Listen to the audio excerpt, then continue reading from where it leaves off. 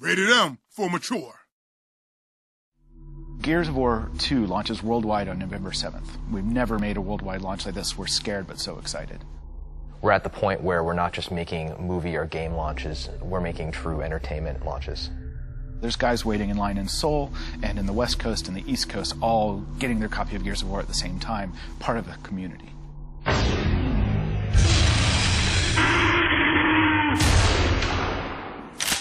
Gears is celebrated not only because of its solid core gameplay, but also because it's a very accessible and compelling universe. It's a familiar universe, but it's also very over-the-top and very fantastic. I think the biggest thing you've got to have is you've got to have the larger-than-life stars.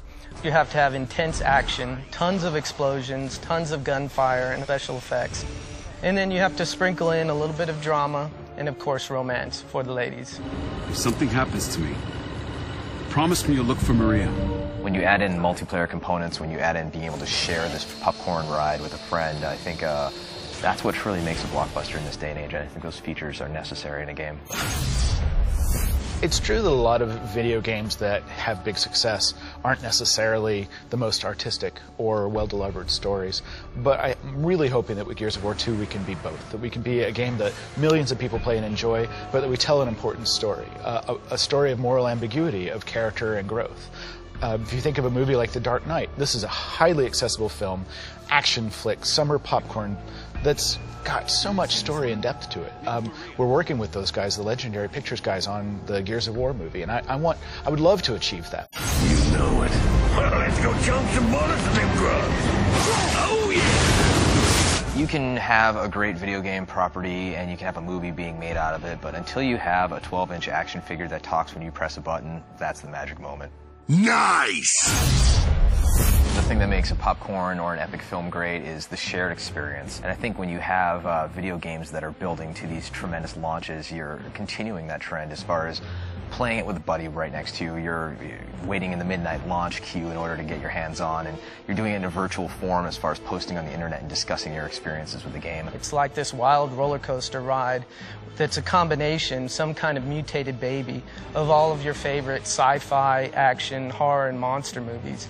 But for me, and I know for a lot of people, the biggest thing is the fun you can have with your friends. I love co-op and players being able to play a game, together. I think the difference of skill level between players often varies greatly. And I think co-op is a great way of kind of giving a casual gamer a leg up into a game, and by allowing one player to play the game on hardcore mode and the other one to play on insane, kind of bridges that girlfriend gap of, hey honey, what are we doing on Friday night? And it's like, well, we're gonna go kill some locusts.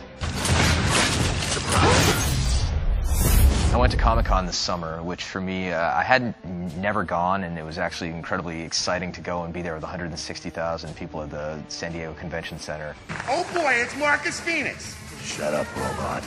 I've been lucky to represent our game in a number of venues, and the ones that are hardest are game press. Because even if they love it, even if they're having a blast, they don't want anybody else to know they're having a blast, so they just sit there and nod. So it's going to be even cooler and more badass. And I loved the first one. And they don't say a thing. It's so unsatisfying, right?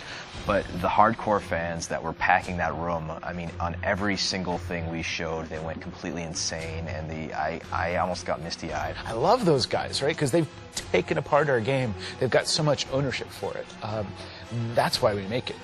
1,000 guys in New York. What's your favorite character? Oh, I love Gus. Here's Dom. I love Dom. Why do you love Dom? And they really are part of our franchise, and that's the reason to make it.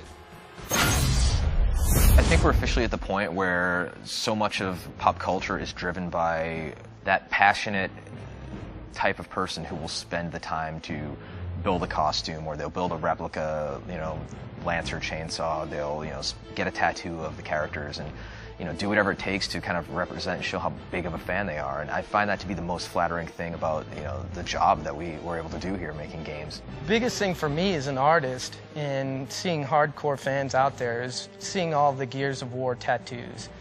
That just blows my mind. That's a lifelong commitment. You're putting permanent ink on your body. Once you see that guy in the locust costume, like mowing his lawn, or like in the supermarket, like, picking up like milk and looking at it and sniffing it and things like that, I think it'd make a great YouTube video. Well, I think with video game advertising growing up, you traditionally had, back of the box, 10 weapons, 10 enemies, 10 levels, right? And now we're actually selling the theme and the experience as far as a commercial like Mad World or the upcoming Last Day.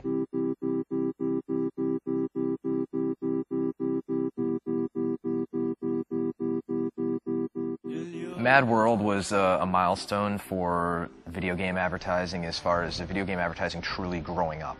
It was truly a moment where a game spoke not only to all of the hardcore gamers that everybody knew would pick up the game, but random people stopping me in my building and saying, hey, I saw that commercial with the piano music. That was really cool. I think I want to check out that game. And we're hoping to continue that trend with the new commercial for Gears 2, which takes those themes of loss and of kind of that resonating melancholy element with sad music and showing soldiers who are preparing for battle and blasting it out along the airwaves, and then hopefully players, experiencing those themes and enjoying the campaign.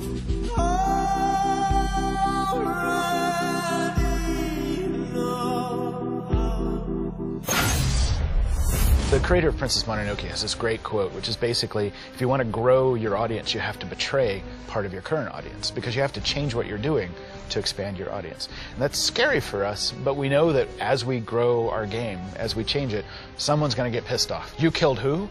We always kill someone, right? But someone's going to be upset they'll have lost their main character. So it's really a balance of keeping our hardcore fans happy, but changing the games in ways to make it more accessible to new people. We cut all the blood, for example, from Gears of War 2. Because we just don't want to make a violent game. It scares people off. It's a Christmas game, really.